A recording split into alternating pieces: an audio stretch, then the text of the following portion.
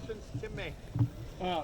Brian, there's this idea that when you guys get to a game like this, like for example, things get tight, whatever. How would you explain how you're handling this week, a game of this magnitude, knowing the referendum that's on the table? Yeah, just like we have in the past, against Penn State or any team we play, you just continue the routine the way it is, and you continue to prepare just like you have for weeks prior, but you also know that it's a very good team and there's challenges across the board, and so you got to go out there and lay it on the line.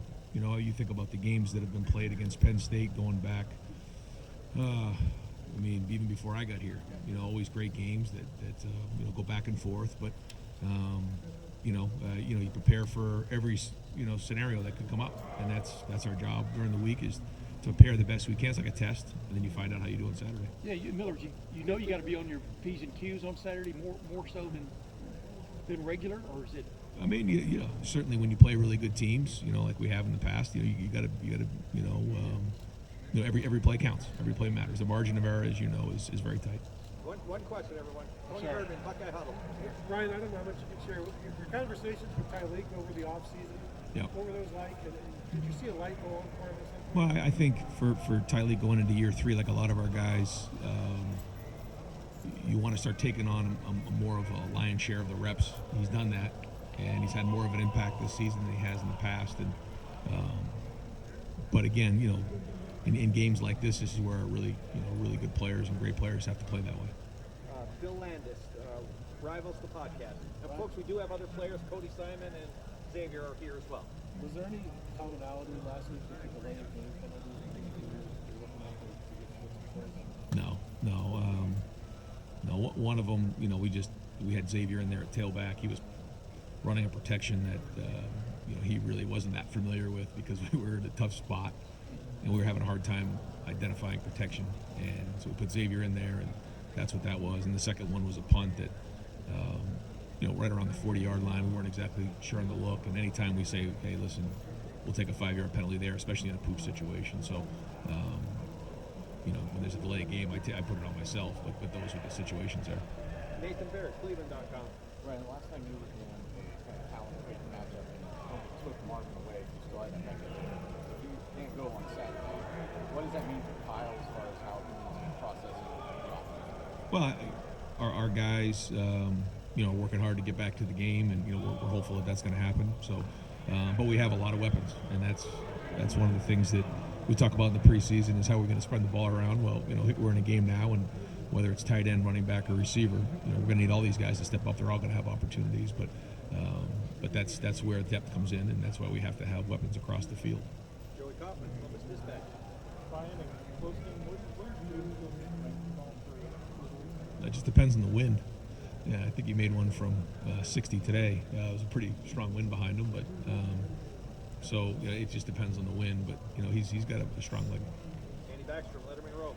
Ryan, with Penn State ranking near the top of the country in time possession, is there urgency to kind of dictate the pace of play in this game, or letting them play too? Yeah, we always want to dictate the pace of play for sure.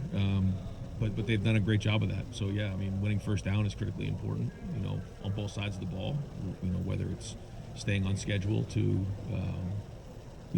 stay in third manageable situations, or on the other side of the ball to force the other team into a third and long situation. But yeah, and that comes with winning first down and stopping the run. And that's what they're going to do. They're going to try to establish that, and they've done a nice job of that this year. They have big, strong offensive line, good running backs, good tight ends. So we know the challenge that's ahead of us, and yeah, this is something that we got to do a good job with. Cameron T. Robinson, The Athletic.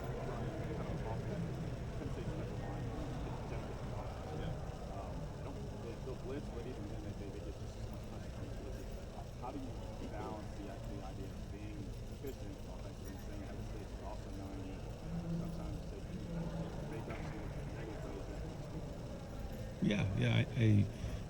It all works together, like you're saying. But yeah, they're very disruptive up front and do a really good job. So we got to have a plan for that and a way to attack. But and it's all 3 levels. They have good players, so it's not like we can just focus on one area. And but we're always looking to be explosive. That's an important part of our game. So we know this is Notre Dame had a really good defense. They did. and you know, a little different style of defense here, but you know, statistically, this is the best defense in the country right now. So we know we got a really good challenge ahead of us. They're well coached. They got a good plan. They've got them playing sound right now, and so we got to be on our game. Clay Hall, WSYX. Ron, is this as good a defense as you've faced since you've been here? Yeah, I think you know, it's hard to tell when you're halfway through the season, but just as good as every Penn State defense we've seen. They're always good, and this is no different. Again, players at all levels, well coached, play really fast, disruptive. So you know, we're working hard this week to replicate that in practice and attack. You know, no, I mean, anytime you play Penn State, this is certainly what you're going to get. And you know, we're excited for the challenge. You know, our guys have responded well to practice this week. You know, our guys love playing in big games like this. So, you know, we're excited, but very, very talented in all three levels, like I said. Austin Lord, Rivals the podcast. If Utah can't go, how much more of a role do you think that would make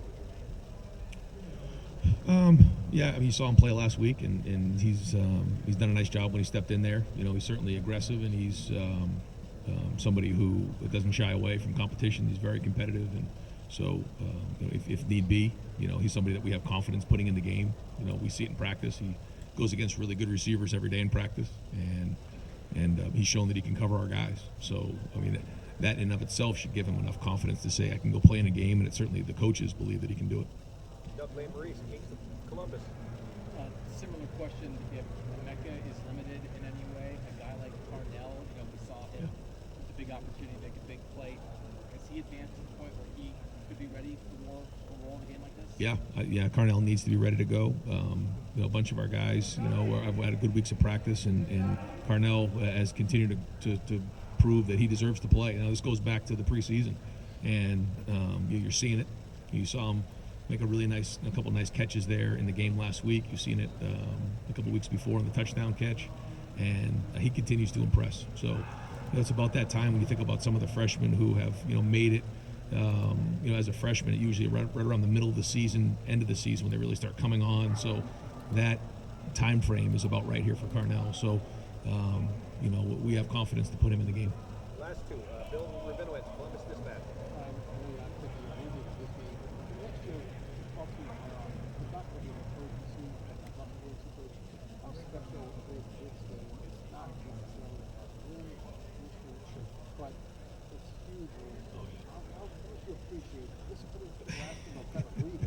I don't know about appreciate, but it's every week. You know, you have to bring it every week, and that's what's great about college football, the way it's structured now. It is going to be different moving forward. Good or bad, it doesn't really matter. I just think that, like you said, it'll be different. And so the games don't get any bigger than this. And final question, Andrew Gillis, Cleveland.com. Ryan, this is obviously a big weekend in terms of the visitor for recruits. How big of a weekend can this be for recruits to see the whole atmosphere getting here, and what does that mean to the whole operation? Yeah, huge. Guys have had this circled for a while. You know, when are you coming to visit? We'll be there for the Penn State game. That's been going on for the last couple of months, and we'll have big numbers here. And it's a great opportunity for families and recruits to see the atmosphere for a big game. You know, you'll have so many people here, and you know, certainly all the media outlets, and you know, noon kickoff in the shoe. It's going to be rocking, and so we just say all the time, you know, do you picture yourself playing in this type of environment? And what you do is you find guys who want to play in this environment, want to play in these, you know, these types of games. Great. Coach, thanks very much. Thanks, guys. Yeah. Right.